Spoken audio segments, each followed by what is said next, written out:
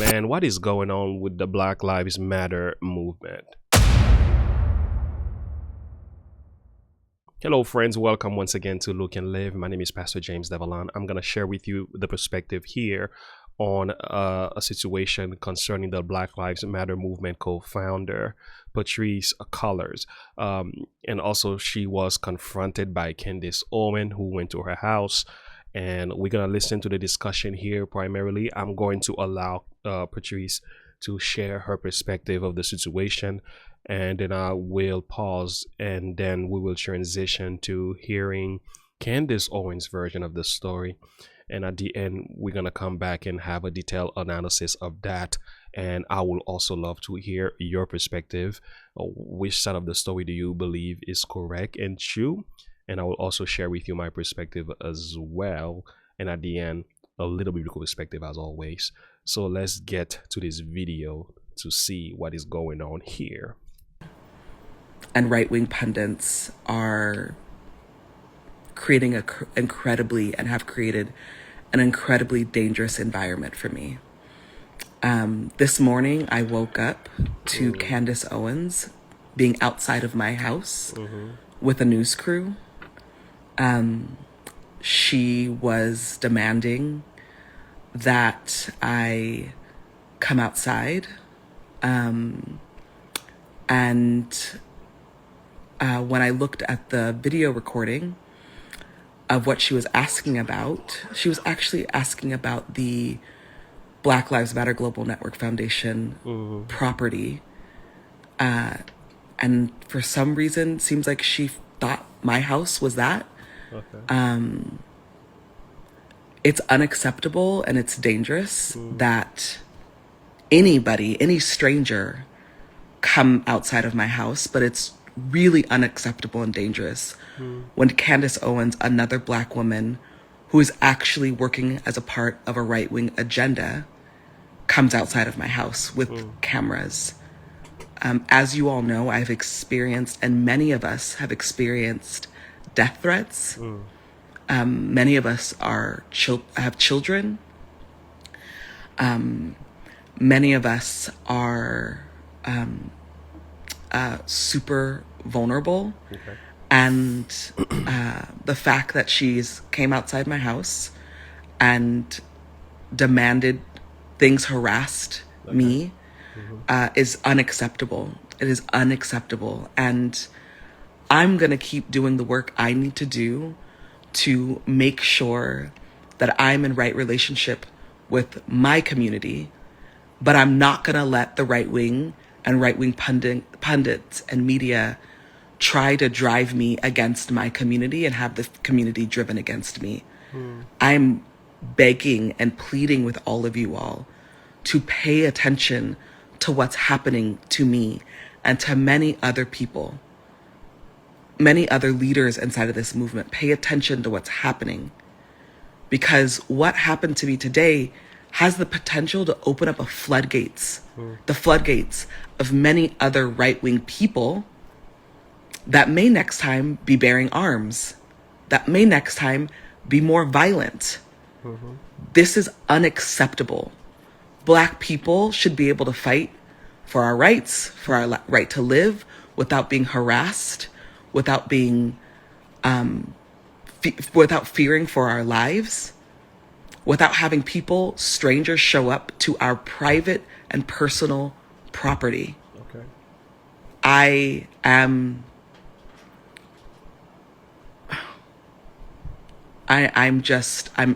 still in shock. Thank God I called, obviously, my team. Thank God for community, for Black community, for Black movement community here in Los Angeles. I just really, really, y'all, I really need my family to be safe. I need to be safe. I need my child to be safe. Yeah. And this, what happened this morning is not safety. It's not what I deserve. It's not what any of us deserve. Yeah. So just be diligent when you see shit in the media and you see shit that's being talked about. Please be diligent, because they are purposefully doing this. They are purposefully building a wedge between Black people, because they know that when we are together, we're stronger, and they've seen what we've done this last decade. They've seen what we've done. And so they're literally trying to destroy us. They're trying to destroy me. They're trying to destroy the movement. And I just need us to be stronger. I need us to be more diligent. I need us to be more present. I need us to be clearer. I need us to be accountable. I love y'all so much. Pray for me, pray for my family, and pray and check on Black organizers. Okay, so this. All right, before we listen to Candace Owens' side of the story here, there are many things that I've heard. Particularly, this was a cry for safety, to be protected against Candace Owens and the possibility of her presence becoming a mean of creating other security issues in her life and her family and her home and her private residence and so on, which I totally understand where Patrisse is coming from. Being a father, being a family man, I certainly do understand that aspect of it. But also there is there's another cry to protect the Black Lives Matter movement and their purpose, I guess, in the community and some of the works that they have done and achieved. There is also a warning that there is an effort to destroy the movement, to overthrow her and other Black organizers and things like that. But I get the sense that she's also saying that this seems to be also political. The right-wing pundits, as she referred to, are part of the reasons for that. So I'm guessing she's referring to Republicans as being anti-BLM in some way and trying to figure out ways to destroy the movement and the works that they have done supposedly in the community. So I hear this side of the story, totally understand where she's coming from. She seems to be afraid. There were tears and things like that as well. So as a minister, as a Christian, I certainly understand that, and I take her words for face value. But at the same time, one thing I've also learned, there's always two sides to the story. If I were to take her words for it and then make a decision on that and start sharing my position and perspective simply on that, I probably will not be fair to the other side of the story. So what I'm going to do now is allow Candace Owens to give you the second version, which is going to help me now to better balance what's happening here, and then I'll give you my detailed analysis and to bring this thing to a close. Now let's listen to what Candace Owens has to say.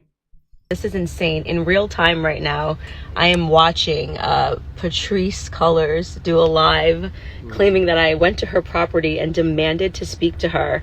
And she's, I only way I can describe it is she sounds like she's really scared. We're working on a documentary talking about all of the funding pertaining to Black Lives Matter.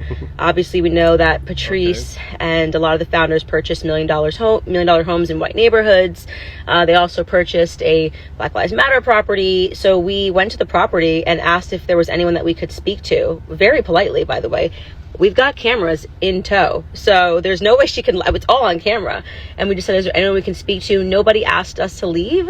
The person went inside. It was just a white man that we saw outside that was providing security, which is super interesting because obviously Patrisse here is anti-police. And so she's, oh my God, I think she's crying on this live, pretending that she was harassed. Like I said, very politely to the guy, is there anyone we can speak to?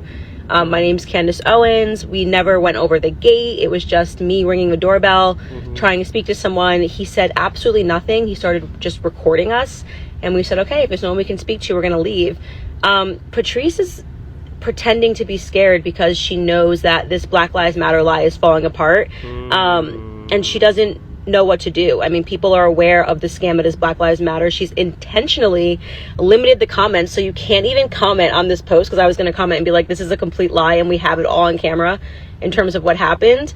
So what you are seeing right now is the face of a woman who is pretending she's afraid of right-wing pundits, when in reality she's being exposed as a fraud who took millions, used the faces of Black people, took millions of dollars to fund herself, to fund her lifestyle, to fund her girlfriend, and to buy $1 million mansions in neighborhoods where no Black people live. So Patrisse, this footage that this story that we're covering is a significant one.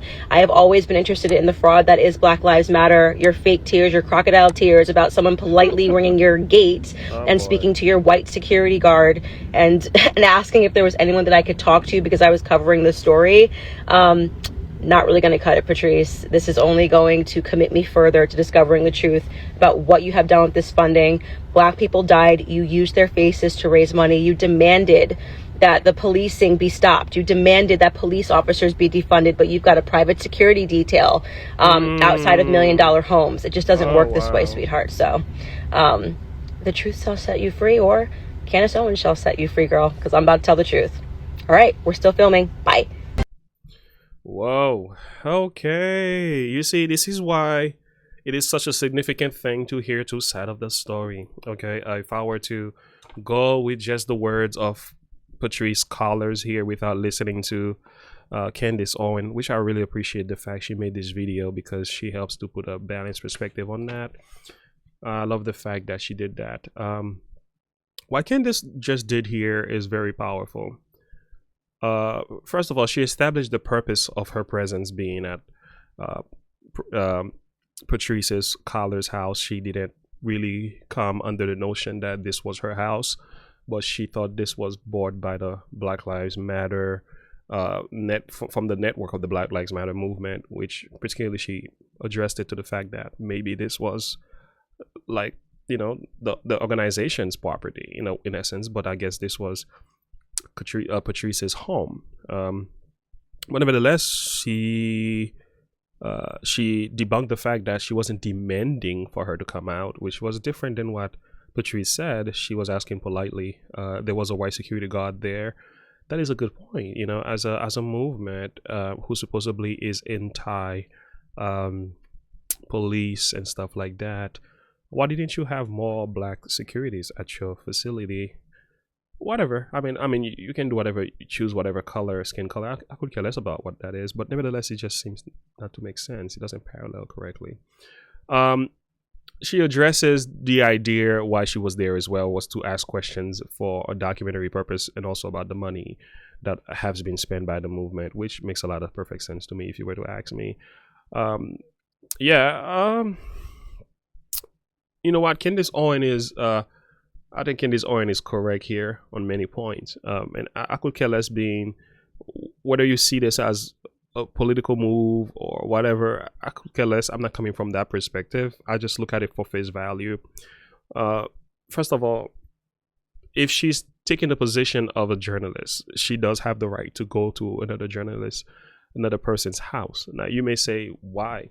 Well, there is, with the Supreme Court leak, there has been, as we know, so many protesters. To make one thing clear, police officers. These protesters. Then they headed over to Chief Justice John Roberts' residence with a similar message. So these people are going to Justice House, John Roberts' house, just to sway him from his decision against Roe v. Wade.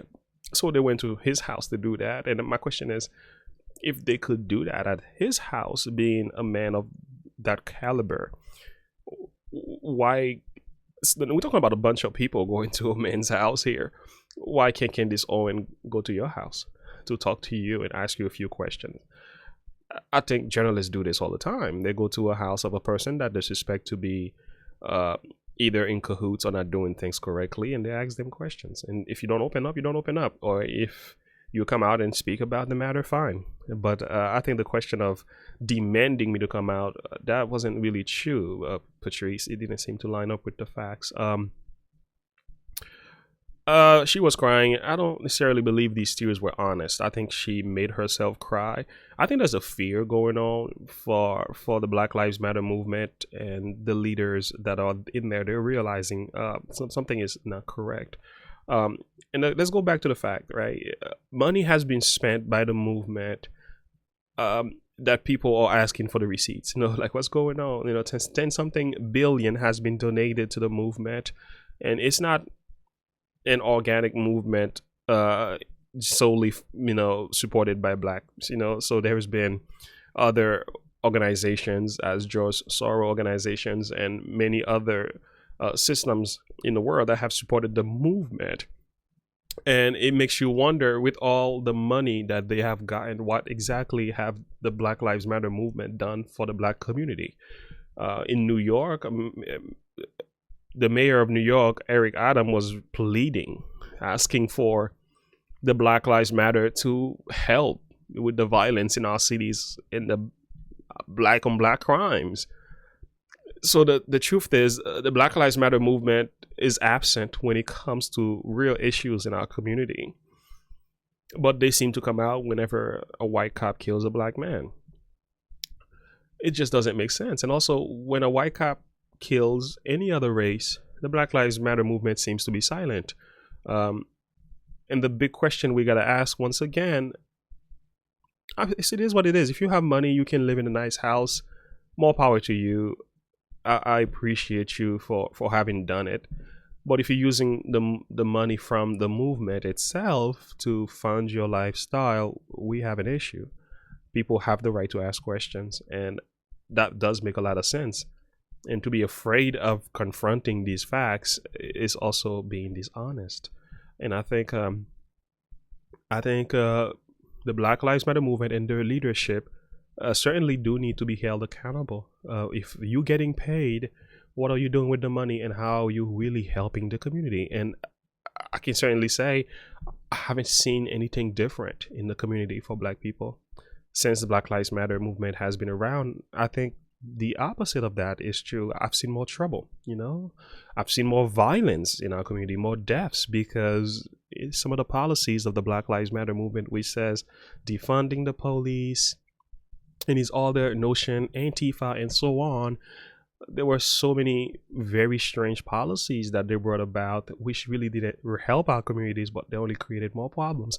And we see more people, as a result of the movement, becoming more disrespectful to police, which created bigger problem with the police and does not solve the issues in our community. So I think I cannot say for certain anything positive the Black Lives Matter movement has done that I can look at and say there is something positive. I think they certainly brought awareness to the issue of police brutality, which is a real thing. It does happen, but at the rate that they promote it, that's not really lining up with the facts. But we do know that it does exist. There are some cops who just, the power gets to their head and they behave certain ways that they're not supposed to. I think the Black Lives Matter movement, in that sense, plays a major role in helping us to realize that this is an issue, and cops do need to have some type of reform or being trained when it comes to how to abuse their power. But nevertheless, when in the notion of what the movement itself represents, is just like, it's just not making any sense. So Candace Owens has every right to go to your house to ask you a question about what you've been doing with the money and how you are helping the black community, and to make a video to say what you've said didn't really help your cause. And I think the Black Lives Matter leaders need to be more transparent, need to be more clear, needs to start apologizing to the community, need to figure out ways to make amends and to say, we've messed up, we didn't do it right, and it's okay to be honest. Dismantle the whole system, find another way to help the black community. Or if you really want to be smart right now, if I may suggest one thing, start putting the money where your mouth is. Start really building the black community. Start building the nuclear family, because what's happening in our black community really is the husbands and the wives are separated, and the children are just tearing each other apart. And part of the reason why we're seeing the violence among black race in our community has a lot to do with the way we were brought up. So we need to look at these factors, and the Black Lives Matter need to consider all that. If they really want to help Black people, they will start building the family structure, and helping our young men to be accountable and teaching them skills, entrepreneurial skills in different ways that they can help themselves. So if they're not really focusing on these things, giving them jobs and setting up schools and education, helping them finding a church home, teaching them spiritual matters, helping our young women to value themselves, to dress up, don't expose your body and allow yourself to get pregnant at a young age. All that has an impact on a community over time. And if you're really trying to help the Black community, you go to the Black community where issues really are, and you make a difference with your money. But I don't think that's what you're doing, though. So Candace Owens has every right to ask them question.